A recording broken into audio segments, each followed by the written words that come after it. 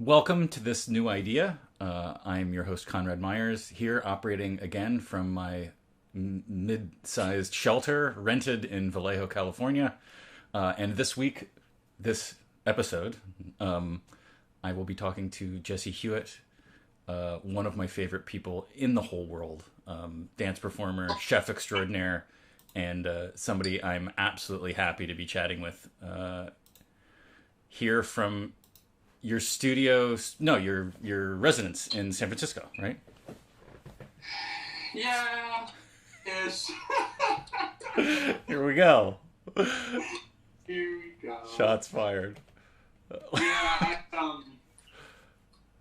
Let's get this fucking started. I love that. So just real quick anecdote. Every episode, I have to choose whether this is adult friendly or child friendly on YouTube. And last week, I don't think I was interviewing Renu Mukherjee, and I don't think there was any cursing by she or I the entire time. And I was like, "Huh, that's a really strange thing." You and I didn't make it past the pleasantries. No, it's not happening. That's perfect. Yeah. There's no fucking chance we're gonna get through this without hard laughter and tears. There's gonna be tears. Fingers. Oh, Conrad, there's going to be tears. Okay, so going back to this idea of residence. Yeah. Because it's a fucking idea. It's funny for you and I to be sitting here talking for all kinds of reasons. Yeah. And one of which is that in November of 2019, my partner and I separated. Right. Do you know that? I do, yeah. Right. I was a part of a series of emails that were tragic and sad, and sure you were. And I responded with minimal words that are also, tragic and sad, crushing. Yeah. Yeah. So I don't live in my actual home anymore. Right. I am one of those people, of which there are many, who are looking for housing. And right now, I'm living in a really fucking luxurious one-bedroom apartment in the Castro, kind of near Church and Market. And I am, I'm illegally subletting it. And do I say that? Yeah, I mean... Yeah, I don't think anyone's gonna talk this shit. No. And basically, at a very low rate in exchange for watching two cats, huh. One of which is dying. Well, probably dying. Seems to be dying. But it's really nice to be here in this little apartment by myself.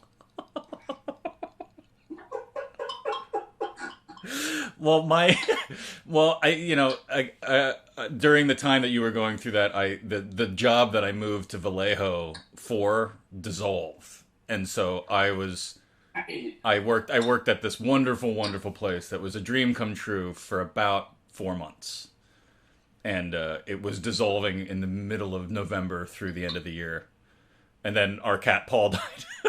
So it's similar and strange world upending events. Last year was a doozy, and I'm still, recovering. So I feel you. Although what we're going through isn't as disastrous as what you're going through, I understand life upending disaster more than most, and I did before COVID. I know you do. So I'm a shoulder. An understanding shoulder. So you're in this situation with the dying cat. Yeah. And a comfortable, luxurious one bedroom, and you're working on some stuff. Yeah.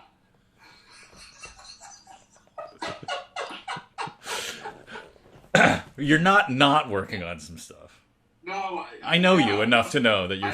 I am working on some stuff. I'm abso-fucking-lutely working on stuff. Let me tell you, there's a lot of work happening. Yeah.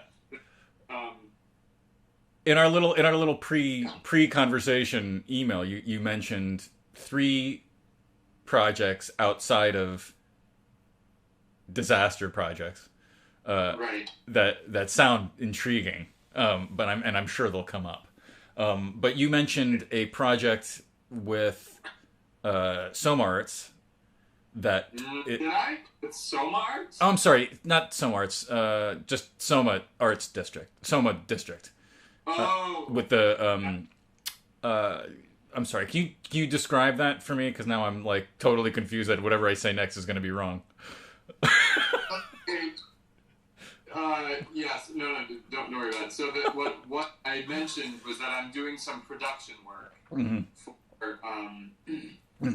for an artist named Seth Eisen, and Seth makes kind of live theatrical, spectacle-y kind of things, mostly around queer history and queer legacy.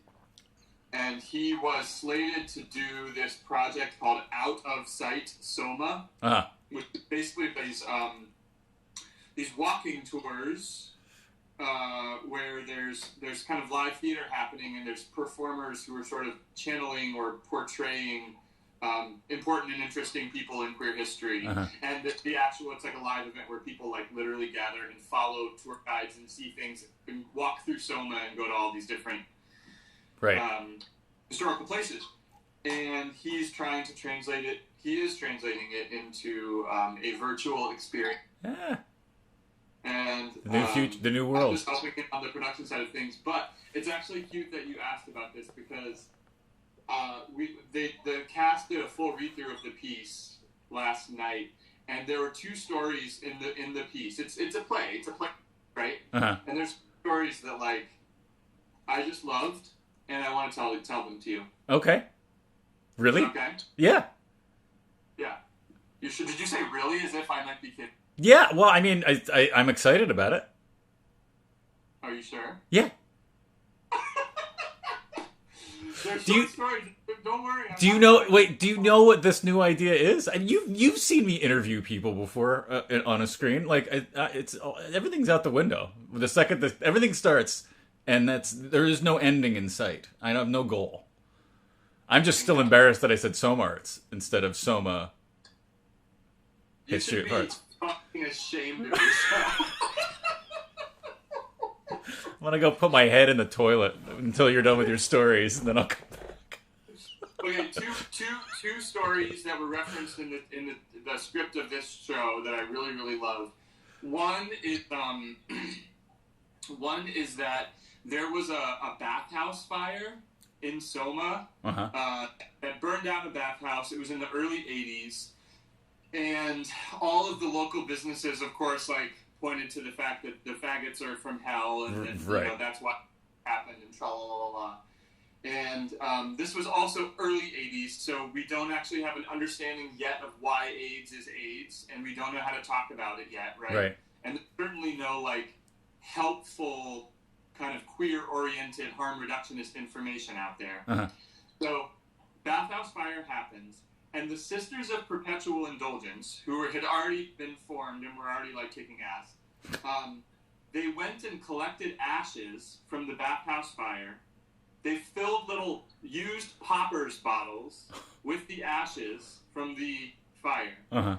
And they sold them as memorabilia to raise money to produce, like, the first ever really, actually, like, queer-centric, harm reductionist-centric pamphlet about safer sex.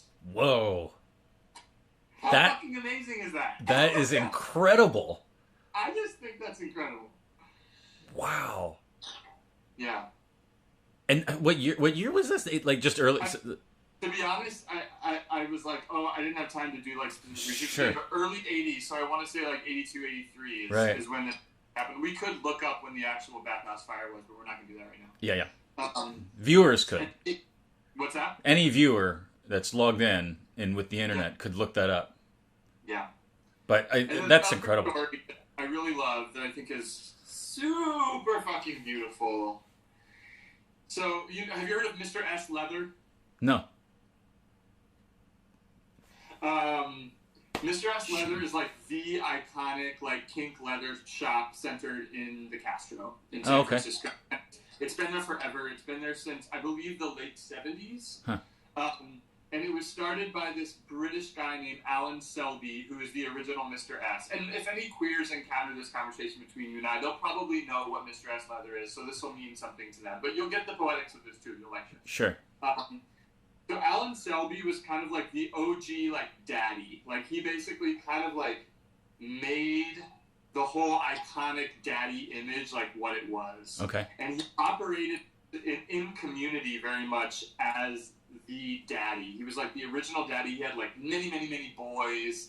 And he was, like, a firm but loving daddy to all these boys. And he was very iconic. He found that leather and kink products were too expensive in San Francisco, and that's why he started Mr. S Leather, was to actually kind of like make a shop where things were more like financially accessible to people. Right. So that shop is still up and running today and is very iconic.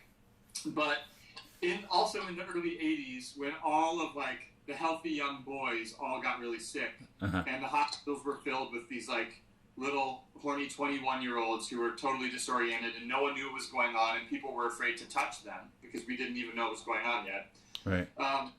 Alan Selby basically made a decision that like it wasn't going to be about fear, it was going to be about like erotics and pleasure and community, which is what he lived and died by. Right. So he would go to the hospitals that were most populated with sick boys, and he would make rounds going room to room, doing like really sweet, like sort of illness-specific, like erotic touch to the boys who were dying.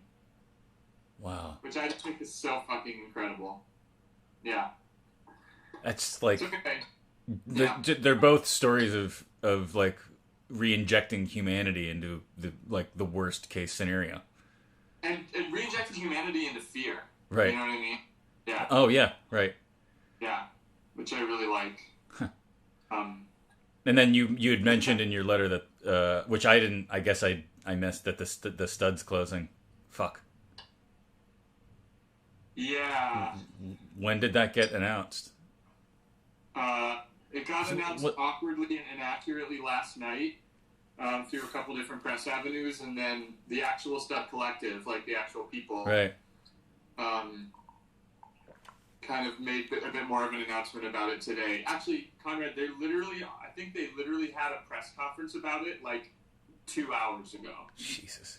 How many people were involved in that group keeping it afloat since it had that scare that was 18 months ago, 12 months ago? It was right around when Aggregate was being displaced, so it was like a blur of me paying attention to anything.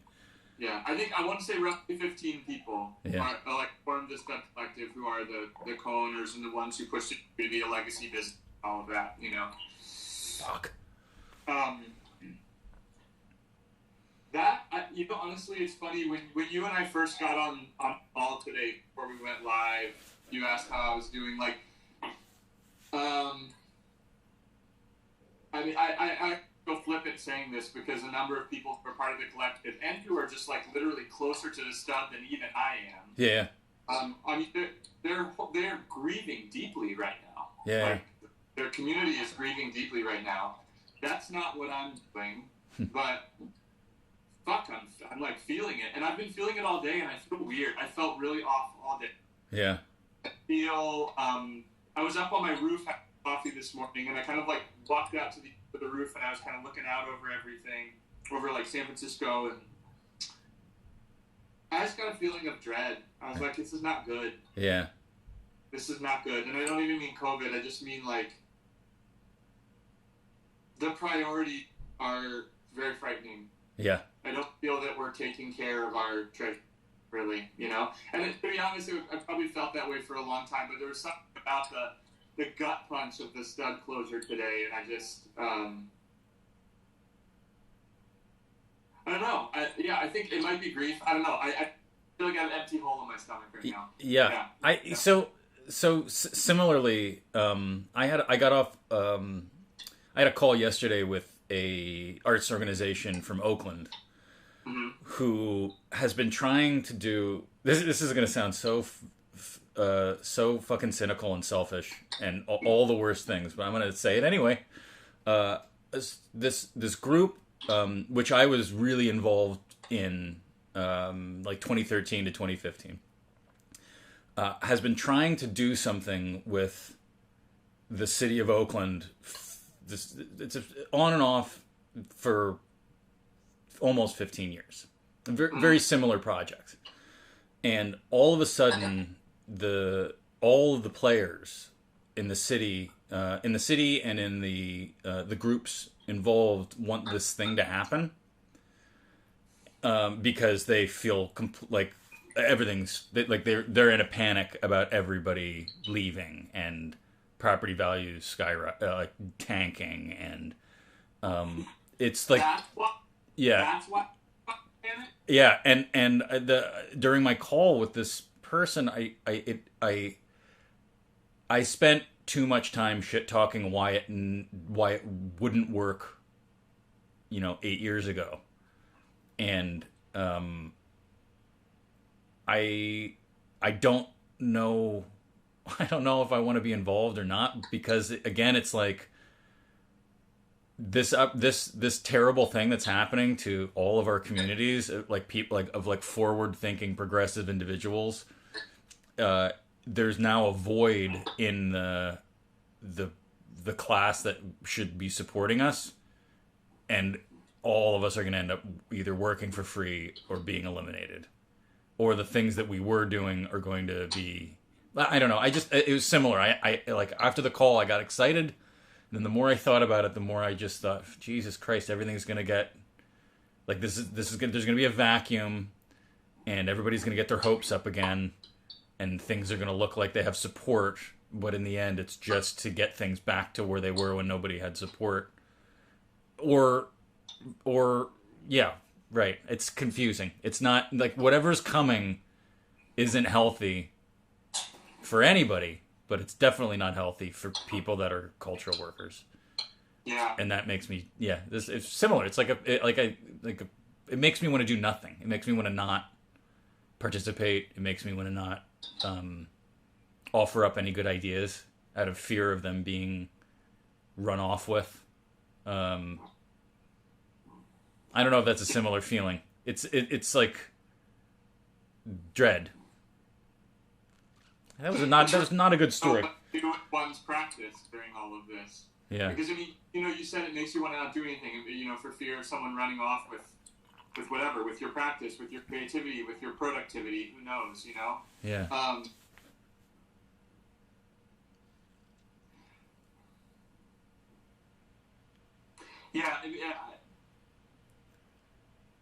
It really makes me wonder what is the thingliness of our practice these days as artists. Right.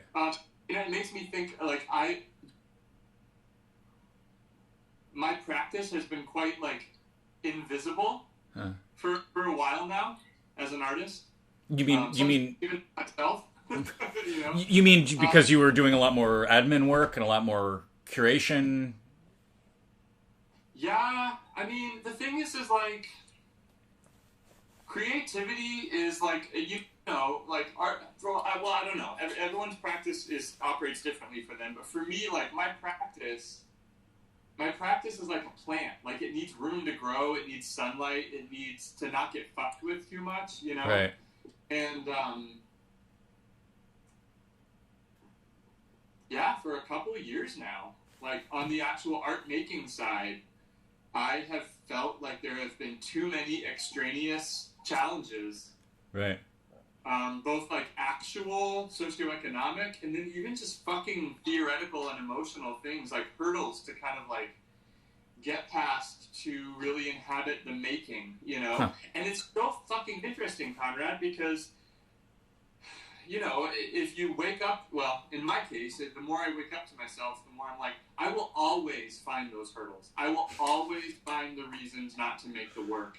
Right. I'm too sensitive to basically be alive. So ultimately, I'm going to wrecking ball anything with my own sensitivity and my own consideration of, oh, but what about this? But oh, but what about this? But oh, but what about, Right. And yeah. I feel like Similarly, I have a lot of guilt about doing very little right now because I'm largely unemployed, and I had a bunch of stuff lined up prior to all this happening, but that all fizzled out, and um, I, Willis and I keep, we put aggregate in a holding pattern until we have some sense of what a future could be, Yeah. and how to evaluate that, and a lot of that has to do with grants and partners and board members, but like our all of our board was art. A lot of them were artists. A lot of those people lost their jobs or are in trouble now, and so like Willis is thankfully has a job that's keeping us afloat. I don't even know where the fuck I was going with that. I feel like I was always such a bulldozer with aggregate, thinking that like no matter what, like it doesn't matter, we're gonna just make this happen. And now I'm looking at that tactic and I'm like, that's the wrong tactic right now. That is so resonant to me. I also am I'm someone who can talk a blue streak about the importance of the arts and the importance of the kind of stuff that you and I get down with. Yeah. I mean? And I am stopped the fuck dead in my tracks right now. Right. I really don't know. I actually don't know what the utility of my practice is. I still believe in the way that the presence of art and creativity actually creates like a politicality around abstraction and change and diffuse thinking and confronting systems and all of the way art kind of like takes a thing and like can really stir it up and fuck with it. Like theoretically I still like that as a quality for organizing our culture. Right. But like that fucking bulldozer thing, I think it's been a survival mechanism for me. Yeah, me too. And all of a sudden I'm just like, I'm more curious. Yeah, I don't actually know what I want to say about that. That's okay. Yeah. That's what this show's about. But to jump off of that, I feel like I think I had my first adult mental breakdown in 2015, late 2015, early 2016. And I dealt with it by pushing through the most insane projects at aggregate and working with people that I was so excited to work with and doing everything I could to make their insane installations happen. And I love that so much that it like killed me, but we've been riding the wave of that. Like we've been able to write grants and like we've been able to do a lot of things because of that year.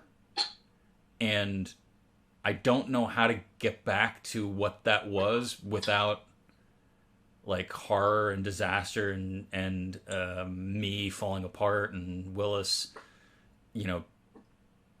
agreeing that that's the best way to get through it. Like to have your business partner agree that like the best way through a scenario is for both of you to like basically die trying isn't an effective art making future.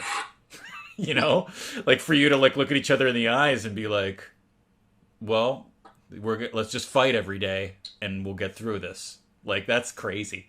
And this last 2 months of us being in this, like we rented this house that's probably cheaper than whatever that place that you're in is renting for, and it's like a 3-bedroom house in suburbia.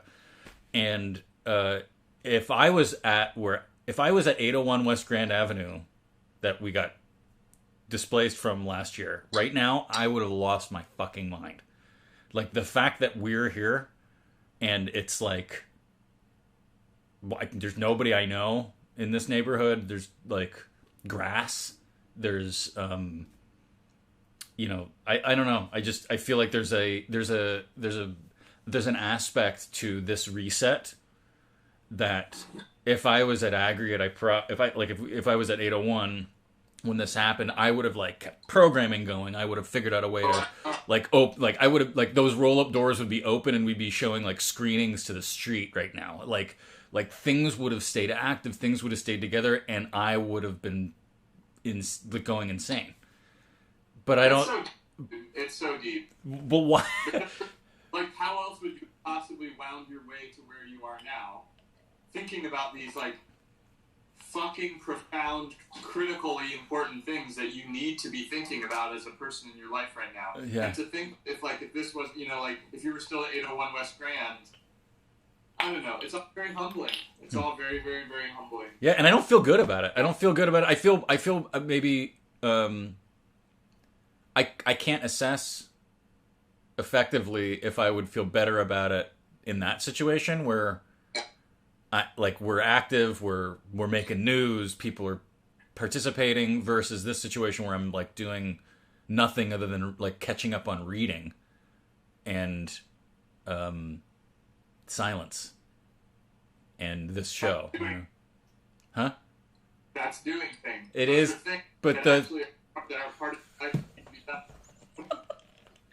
but by definition, like, but for years, that's not what things are. That's not what things were. Like, I feel like this is, I'm closer to who I thought I'd be after grad school now, during this, but only because the whole world is collapsing. Yeah. Am I back to where I hoped to be when I was getting a graduate education in art? Like, I feel like this is weirdly put me in the mind that I wish I could have been in when I was getting an education. I don't know. That's a really strange thing to say, but I don't know how to deal with it. I don't know. I mean, everything feels so like it's like everything is like a perfect pureed mixture of being fucked and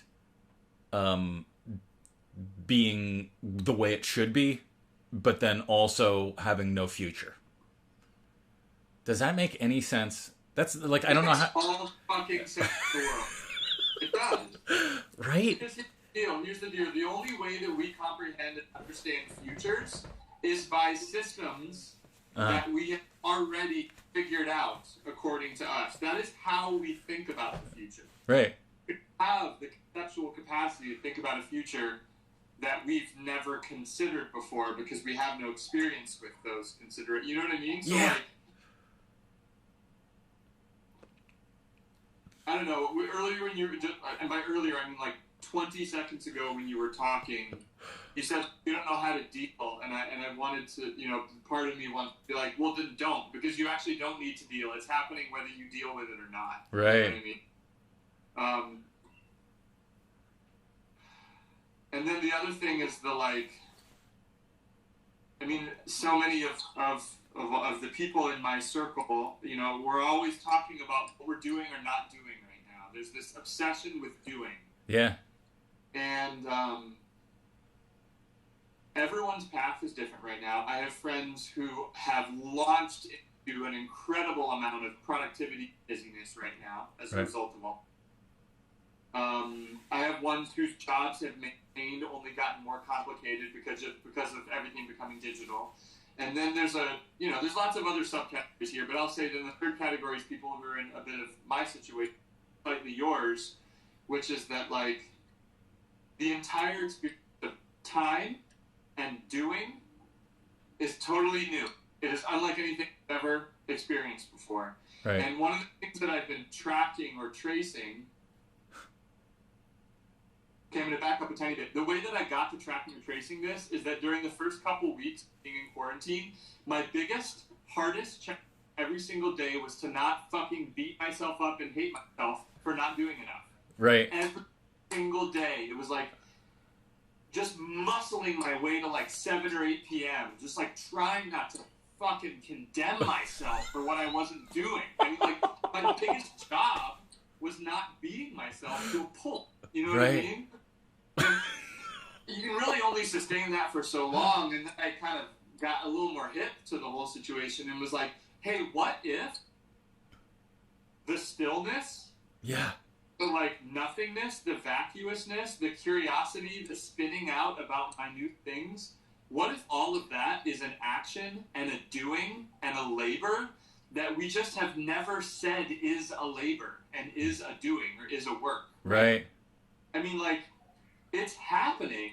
We're doing it. We're just not used to calling it it. Right. And my thought was just like, yo, this has been literally waiting in the wings for the entirety of most of our lives, being like, hey, I hope at some point you get around to doing this, because this is also part of being alive, you know? Yeah.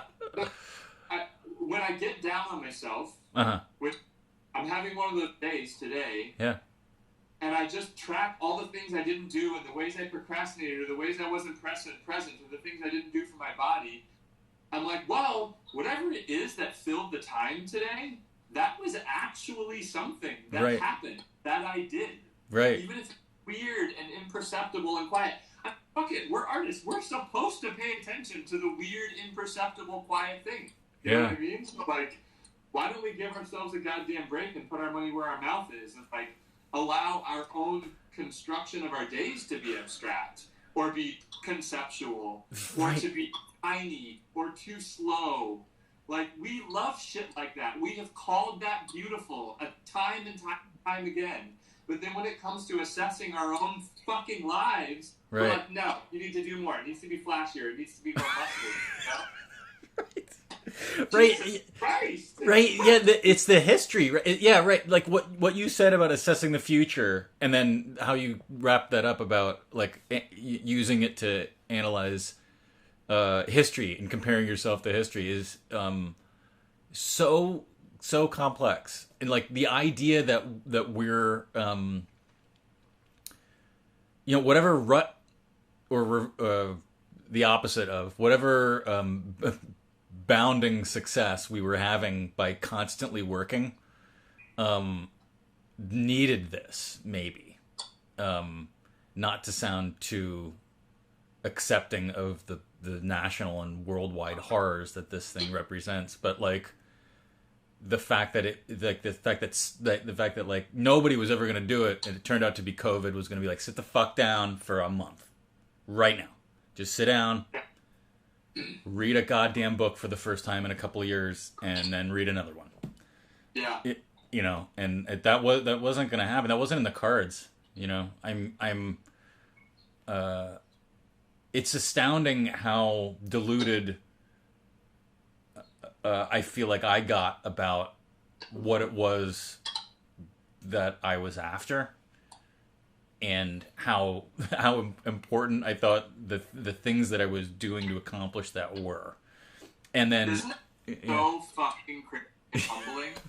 Yeah. This thing, so like we each have cobbled together what our practice, right? Yeah. And your practice is running this space and like having this job and like being part of Willet the way that you are and like supporting artists and doing all this shit.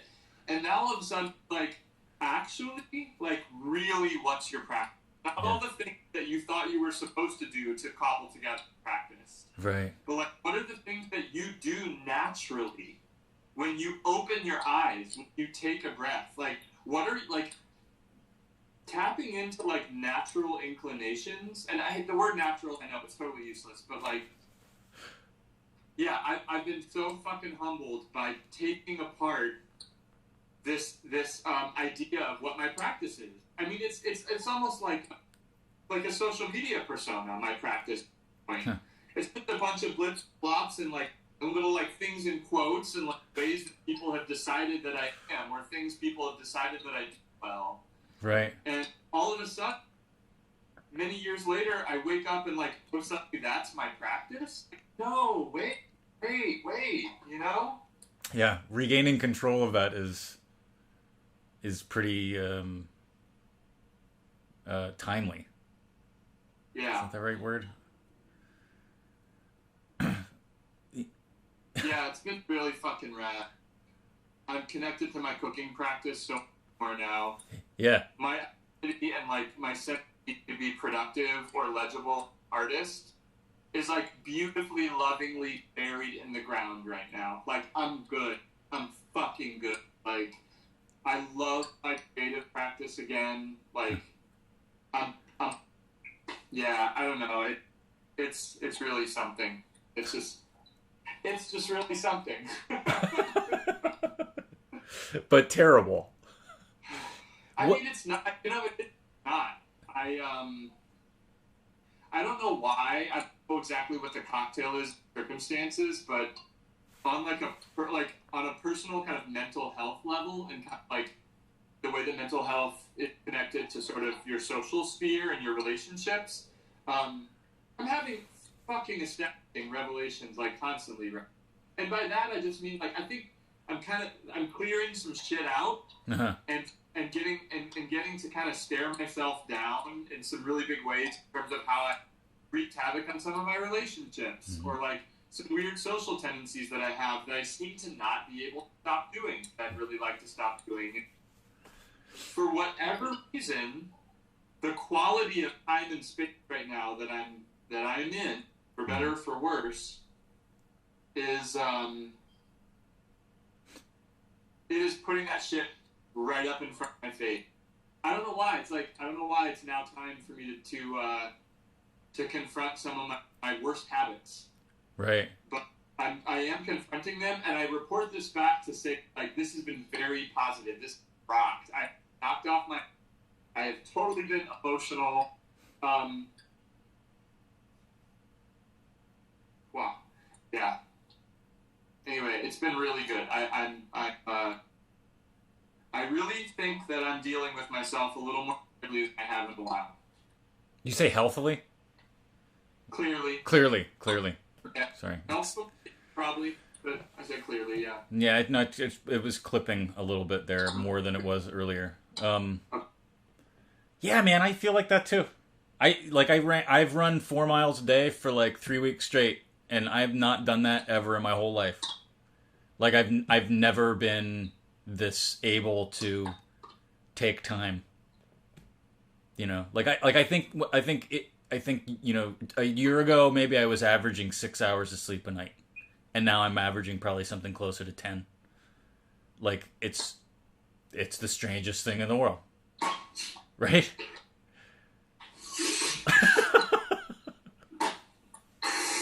And it's so fucking complex because it's horrible. It's because we got pushed out of the economy. What do you do when you get pushed out of the economy? Yeah. Like, that's so crazy. It's like, I'm sorry, I remember when the economic stimulation checks came. The stimulus checks. You know? And it was such a nasty paradox because they called them these stimulus checks, and the whole purpose of them is to give us money so we can pump money back to the very economy that has absolutely fucked us in the worst ways. Yeah. You know? And I had that, you know, I got that check, and I was like, this is what I'm supposed to do. I was like, literally, what do I, and I donated half of it, of course, right? But like, it's so crazy the way that getting pushed out of the economy in a more discreet and clear way has put me in maybe the healthiest state and in a hot fuck minute, you know? Yeah. Yeah. I feel like I got a lot of perspective about what it is that I want to do with my life, and the things that I want to participate in, and I've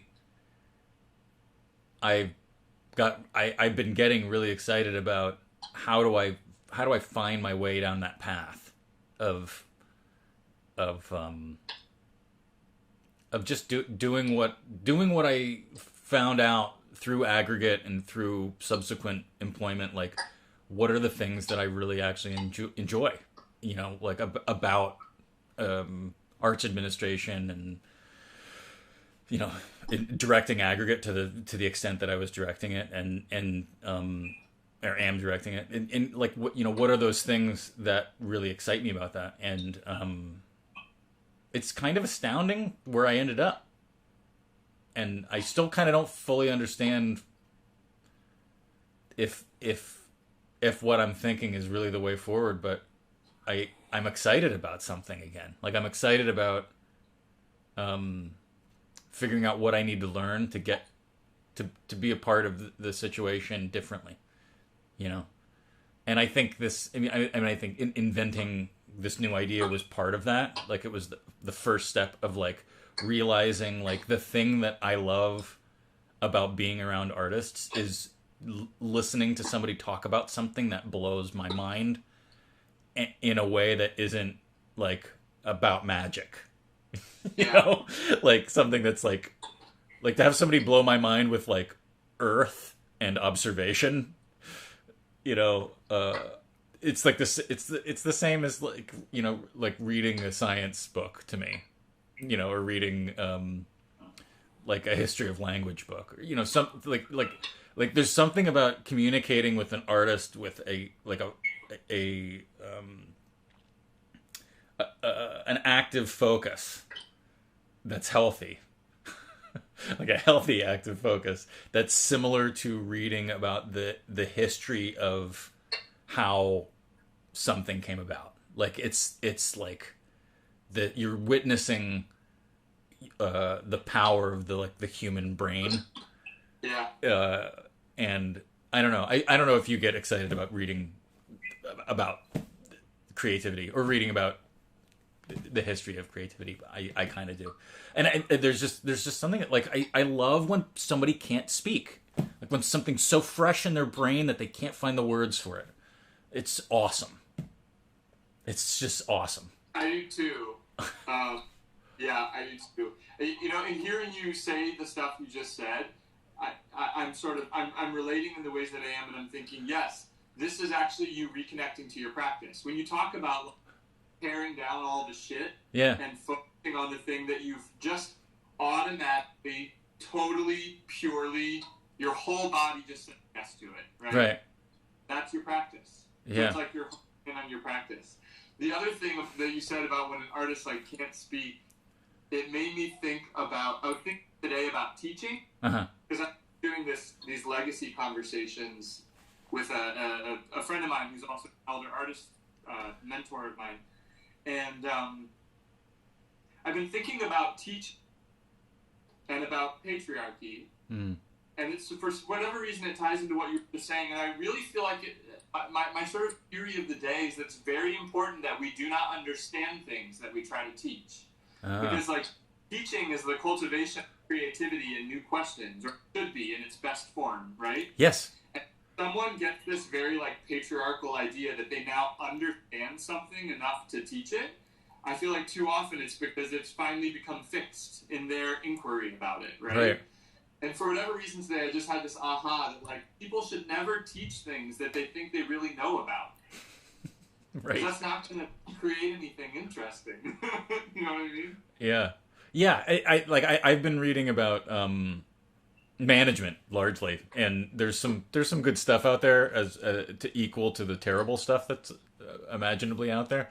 And all the good stuff is that same subject of, like, it's really about understanding and, like, thinking through problems with another person and empathizing with them, and then figuring out the best way to leverage their best self. And there's something about, like, I feel like if arts administrators and art teachers read books on good management, they'd be really good at it. But they're not, you know, they're like, there's like all the worst things about, like, every supervisor I've ever had in my life are also the things I hate about most older artists. It's like the same stuff. It's like the cockiness, the I've got it figured out and you don't, the why are you wasting your time on this when I could do it better than you, like all those assertive tactics, which is essentially what's entirely wrong with our political system and, like, the whole of the country. Like, all those tactics, like, are, like, wholly panned by anybody that's educated on the subject. And it's kind of wonderful to think that empathy and equity and understanding are things that will make you successful at a variety of things, management being one of them, but not necessarily will make you achieve your best goals unless you're surrounded by the right people, which is the rub of this current situation where we're all surrounded by none of the right people. We're surrounded by no people. Man. No people. Yeah, the equity and empathy note is real interesting to me because I'm real fascinated. I haven't been applying for funding much for about 2-ish years now, for various personal and political reasons. And I'm really fascinated to be watching the equity thing play out in the funding system. Ugh. Because it's so like sophomoric still. Because basically it's like there's this realization finally that collectively we need to be like seriously fucking check patriarchy and white supremacy inside of the funding system. Right. We know that, right? So we bring in all these really incredible smart people to like infuse, panel decisions with more equity. But then what we ask artists to do is categorically prove, like empirically prove the like root of equity inside of their project. Right. They're basically taking this like patriarchal white supremacist like science method of like proving something empirically and asking people to do it with equity. Right. You know what I mean? Yeah, no, I know it. Like, the whole fucking point of this like equity is to think outside of like colonialist ways of showing value, and then we ask people to empirically prove that in their applications, and it's just like, oh, okay, all right, it's cool, I get it. We're like, we just have some ways to go. We're still figuring out how to do this whole equity thing. This is yeah, right. So I'm in the process of doing our NEA final report for the awesome NEA funding that we got to support Toria Cummings and Jefferson Pinder last year. And right. The last chunk of the application is these 3 questions that it's exactly like that. They're check boxes, and the first is you'd actually love this too, but the first one is race, and the second one's age, and the third one is a mixture of things that make people not white, not straight and white. And the questions are like, did your project set out to appeal to this particular audience, any of these particular audiences, and then these check boxes that it provides with those filled in. And then, if yes or no, how did you do that? And what percentage did you serve? Right. And I kept looking at them, because it's, and I kept, like, with all of them, it was like, we didn't have a particular group that we were serving. But it, like, the questions were worded such that it made me feel,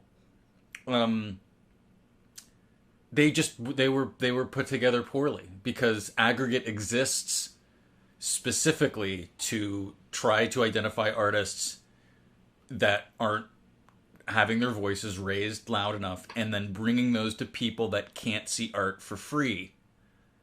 And so I feel like I should have been able to check everything, but the way they were worded, we were just boring. Like there was no way through the muck unless it was really specific. So it was like, you're either specifically doing something or you're doing nothing. And then to report that you're specifically doing something means you, Conrad Meyers, contextualizing and framing both the work and the experience of artists who belong to categories of equity that you don't know shit about. Right. Yeah. The whole point of Aggregate is to like be like, look at this big room. I will help you make whatever you're making better. Like, that's it. That's my goal. It was yours too there. It was the same thing. It was like, let's bring in people that want this challenge and will excel under these circumstances, and leave them the fuck alone to do a good job. We'll do our best to get the word out there that this shit's happening. And if people come and see it, that's great. If 5 people come and see it, those 5 people will have their fucking lives changed forever. And that's it. That was the goal. And I don't, like, it's so hard to feel like this number's not big enough, or to feel like this percentage isn't big enough. I don't know what to say about that. Like, they gave us the money, and it's super great, and we produced this great work. Like, the rest of that stuff is insulting and uncomfortable and confusing. And I'm sure that the people that are like wholly run by the patriarchy are excellent at answering these questions. Well, because they're used to speaking for everybody else anyway, and not Right. making a damn about it. Right. You know? Yeah, and they've hired the best people to know the to know the bullshit language that that whoever's looking for that's reviewing them. Yeah. But yeah, it is that same thing. Like what? I don't know. Yeah, and that like is a cyclical, circular reminder of this horrible situation that we're in with these, like being told what to do, and who's safe, and how the economy needs to get rerun by a bunch of douchebags that have never fucking shopped at a grocery store, and like the biggest worry is that their butler got it. Like fuck.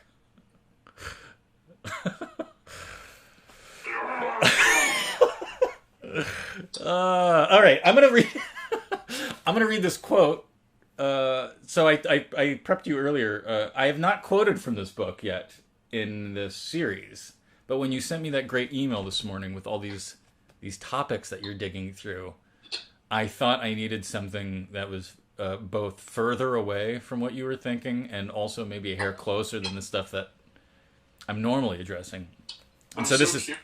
Yeah, well, we'll see. We'll see how well it fits.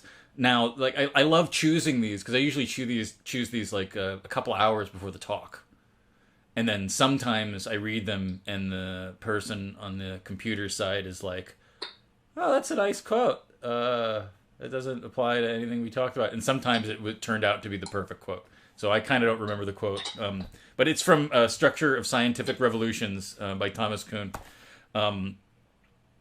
And I'm excited about it because it's all about like what happens when the science paradigm changes and how does the world respond to that. And I thought it was applicable for our situation changing.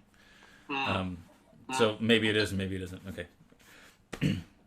Examining the record of past research from the vantage of contemporary historiography, the historian of science may be tempted to exclaim that when paradigms change, the world itself changes with them. Led by a new paradigm, scientists adopt new instruments and look in new places. Even more important, during revolution, scientists see new and different things when looking with familiar instruments in places they have looked before. It is rather as if the professional community had been suddenly transported to another planet where familiar objects are seen in a different light and are joined by unfamiliar ones as well. Of course, nothing of quite that sort does occur. There is no geographical transplantation. Outside of the laboratory, everyday affairs usually continue as before. Nevertheless, paradigm changes do cause scientists to see the world of their research engagement differently, insofar as their only recourse to that world is through what they see and do. We may want to say that after a revolution, scientists are responding to a different world. And then I skipped ahead and found this other sentence that sums that up better than that last sentence does, which is, though the world does not change with a change in paradigm, the scientists afterwards work in a different world. And I guess I just was thinking about how this doesn't necessarily have to be a continuation of what was going on. That with the shift, we're now starting in a new place. And that everything we look back on now can be perceived through a new focus. Is that fair? Yeah, it also makes me. Yeah, it is. It also makes me feel like that text you read, I think, suggests that we're all scientists. Huh. And when I think about a person who identifies as a scientist, whose kind of job and thrust in life is to remain present and curious to what's going on around, Yeah. it makes me think that, yeah, we're all scientists in a way right now, which is a funny thing to feel, because I often feel science, like capital S science, can be like overly empirical and a little overly determined in ways that feel weird and, you know, patriarchal white supremacist, and yet I really love, I love that text softens me to the idea that scientists in their best moments are like actually deeply sensitive, soft, like porous, curious people. Yeah. Who are allowed things to move inside of them and gestate as the world changes. Yeah. You know what I mean? Well, I it's my opinion that it's the engineers and bureaucrats and government officials that are the ones that lock shit down. It's the scientists. The development in capitalism in a way that, like, a pure scientist is not necessarily intrinsically, right? Yeah, like a scientist, their job is to analyze the situation and to do their best to predict future occurrences and how they happened and why. Like that's what they do, and I feel like it's a scientific researcher and an artist are doing essentially the same job, except an artist is looking at non-empirical data and trying to quantify it, whereas a scientist is looking at a series of numbers and observable facts. You know, like it's so close. What is the weird pivot when a scientist has a curiosity or a question and they go into it, and then all of a sudden someone's like, okay, what did you find out? Make empirical. Right. Make it fixed. Yeah. It's just fascinating to me, because we so much of what we take as science is actually the data, right? Yeah. The empirical information, which is really when the inquiry and the curiosity stopped. Right. Yeah. And it's like, that's the thing, is to a scientist that's never done. It's just paused. You know, it's just frozen. You're like any data from any scientific research is just something that's frozen based on when that moment of that research or that funding ran out. Like it's ongoing. There's no changes. And like the I find them so the most reasonable, open-minded to change, to the fact that what they observed 8 months ago is no longer the current case, or what they observed 10 minutes ago is no longer the current case. So I think that quote gives me this hope that I can look back and know that, like, I'm not getting back there. That's not part of my future, but I'm in my new future, and however I can use what happened will be a benefit. But again, I'm not. I love that, and I want to riff off that and say that, like, what that quote gives me hope for is that we're finally learning the value of existing in the unknowable, mm-hmm. which actually also calls on, like, feminist theory and ways like not needing to know or explain things, but actually being malleable, and how there's a spirit and a wisdom in that is so much more powerful than, like, knowing things, right? And we're getting really knocked on our ass right now with the idea that maybe the future is unknowable, and for some folks that's disorienting in a negative way. Right. And I feel that I'm trying to continue to soften to that. Actually, that's bringing us so much closer to a deeper wisdom than our previous, like, knowing what's in the future, right? Right. Yeah. Well, I think this opens a lot of minds to the unpredictability of all of our situations. Like, this is a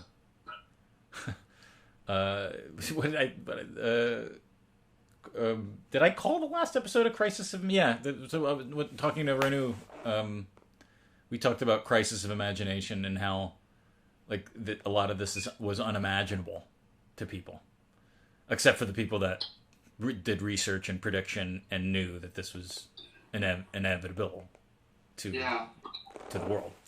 But I feel like, on Friday, I guess on Thursday, March 12th, I was like, I guess we're doing what we got to do. And on Monday the 17th, I was like, oh, world's different. Like there was an immediate, very quick shift in the way my brain worked that took my body a while to catch up to. You know? And I love what that quote says, because it insists that it's not the world that's different. No. It's the way we're processing the world. It's now just a new world. The real world wasn't different. It did not become different from the 12th to the 17th. No. It's just the frequency of our movement inside of it changed tremendously. Yeah. Right? Yeah. Right. It was ongoing. Or unchanged. It is. And now we have to observe it slightly differently. I have to tell you, I mentioned in my email that I'm working on this project about that's, I guess, about or sort of inspired by this playwright, Maria Irene Fornes. Uh-huh. And there's a documentary currently, there's a documentary made about her, and by this younger filmmaker, and it's on which is the streaming service that's connected to the public library. What is it? Canopy with a K. Canopy, yeah. I have Canopy, yes. And the documentary is called The Rest I Make Up. Okay.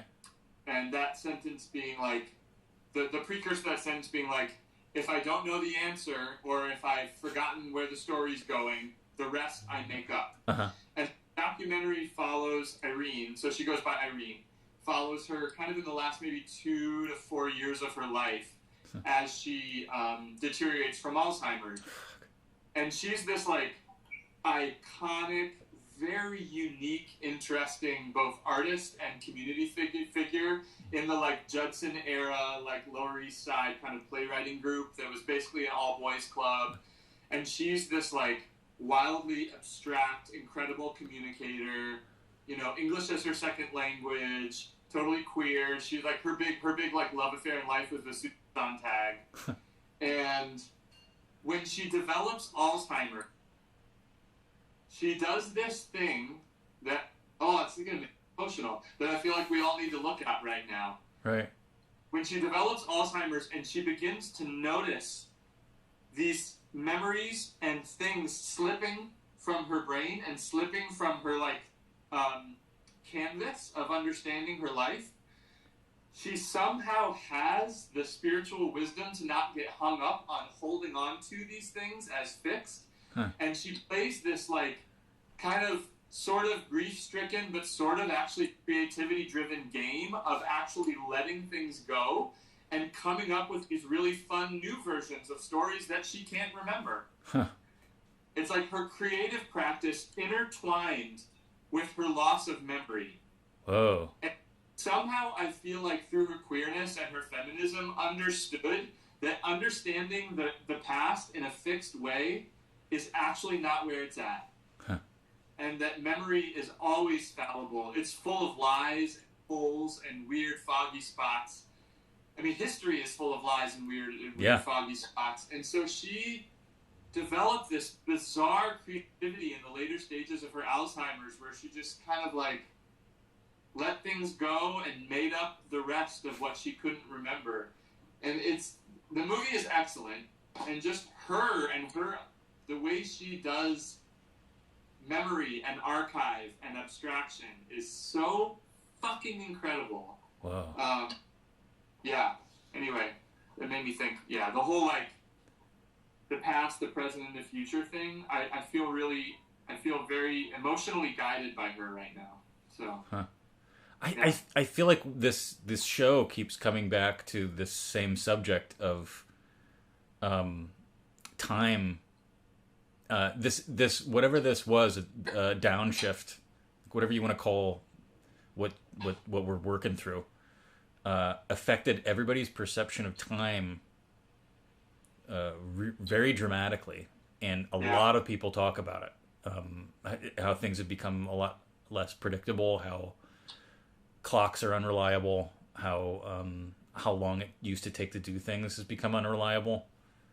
It's come up in probably every one of these episodes, and it's such a strange, wonderful thing, and it made me kind of start opening some of these science books that I have laying around and like thinking through, what is it about that is so hard to grasp right now, that like the time signature of the world has changed, and we're still just notes on it, like we're still just rolling through. And now it's like what used to be pretty peppy is a lot slower. And that change, we've all been, I mean, those of us that are, I feel like anybody over the age of 20 is having trouble with this. I feel like anybody that's like been set in a time signature for a while isn't handling this very well, no matter what. And then I guess the exceptions are people whose lives largely have not changed because of this. People that are still rocking and rolling in their admin or kicking ass with their work projects, or those unfortunate few that have, that are nurses and doctors and working at. But there's going to be a really interesting reckoning with that too, because I've already noticed myself having kind of stilted conversations with my friends who are part of that like working a lot category. Yeah. Because the way that their lives are happening right now is casting an incredible amount of like shadow information on my life, vice versa. Right. Like we're operating much in relief of one another. Huh. What do you, can you elaborate on that more? The relief? Yeah, well, I mean, like, so my good friend Larry, who you know, Larry? Yeah. Yeah. Oh yeah, I'm gonna reach out to Larry about doing this. Yeah, she'd be incredible to talk to. The way that her life has sort of formed or cohered since the quarantine has, I think, from what she shared with me, created quite an incredible sense of purpose for her. The ways that she has become more busy as a result of what people need and what Larry's skills are right now has been really, really interesting. And she and I, as longtime friends, are having a very unique experience right now of like the way I'm doing time and productivity is more different than the way she is than we've ever experienced before. Right. In our many, many years of kind of operating side by side. And we have had some really interesting growing pains, right? Because so much of how I'm dealing with time and minutia and noticing and creating space for myself stands in like direct relief to what she's doing, right? And so much of the way she's utilizing time and providing service and staying productive is in direct relief to the way I am operating. Right. And it becomes political, it becomes personal, and it's, we've had to really, and I really give her credit for this, because I actually was feeling much more like needing to understand why she was working so much and feeling judgmental and basically feeling insecure about my own situation. Yes. And creating judgment toward her because of my insecurity around that.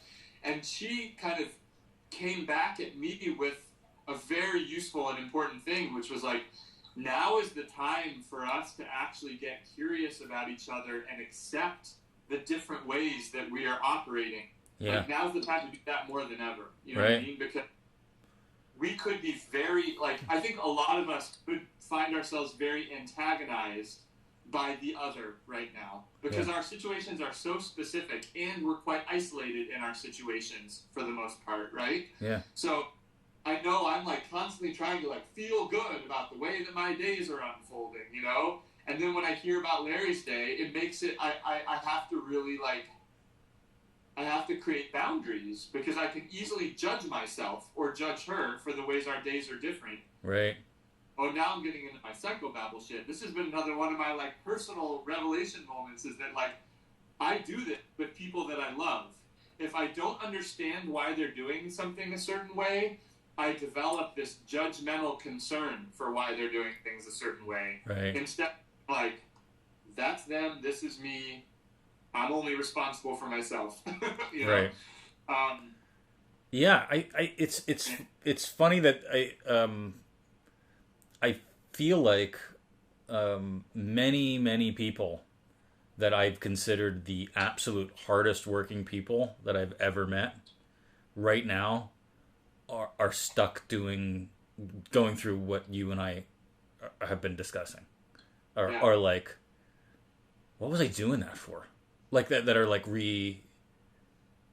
just rethinking all of those steps, all of those desires, like trying to figure out why they lined up so much stuff on top of itself. Why they didn't go get a drink with their friends for, months on end because they didn't have time to. Like why, like there's so many. There's a lot to unpack there, and then there's an equal amount, like same, that are in that other category of people that were quite busy and now are even busier because they're trying to do all those same things under this different pressure and this different set of tools that no one's really figured out how to be effective with, like I feel like so I don't know how to write emails anymore. Like I feel like I'm embarrassed to to get on a phone call. I feel like everything's so shifted for me that I'm having to like relearn. It is a very strange thing that's happening. That I don't think I would have talked about if I didn't talk to you today. So it's really cool. Yeah, there's been a handful of things that have come up in our conversation that I'm so glad that I got back to in my brain today that would not have happened in a conversation. Yeah. Isn't that fucking great? Yeah. That's fucking great. Yeah, it's a new. I mean, that's part of like the giving yourself space to wonder for an hour. The quality of of conversation that I'm having with folks these days, it's really strong, and it's mostly because those conversations don't have as many time constraints, and then often, so one of my practices, I go on walks with people, right, and generally we have a good amount of time for that walk. There's not a lot of up ground, right, and generally it's just the fucking two of us, like listening and noticing. Yeah. Imagine that. Right. Yeah. Oh, man. Imagine that. I think that's a pretty good ending point. How are you feeling about it? I feel good. I feel softened. Huh. Yeah. I had a raging boner when we started this conversation. Yeah. Now I'm softened. Yeah. Now you got a 25% semi.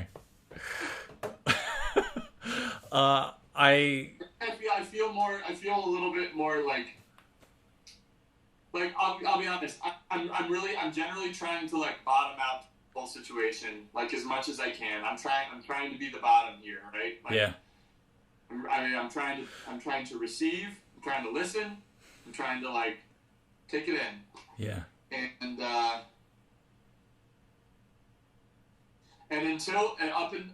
For today, up until the point where we started having this conversation, I was doing the thing where I was fighting with myself a little bit about what I hadn't done today, or really anything. Sometimes it's like hard to even put your finger on why you're in a Yeah. But I just had the weird little like stitch in my chest. Just the like looking around for what's going to make me feel better or feel that feeling that I want to feel, which is like some softness, some meaning, some acceptance, some fucking acceptance, right? Right. And through talking about these things, I soften.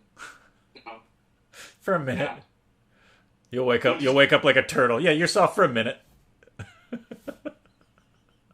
I'm going to try to stay soft for the rest of the night. Yeah. Oh, God. Oh, God. Boners. All right.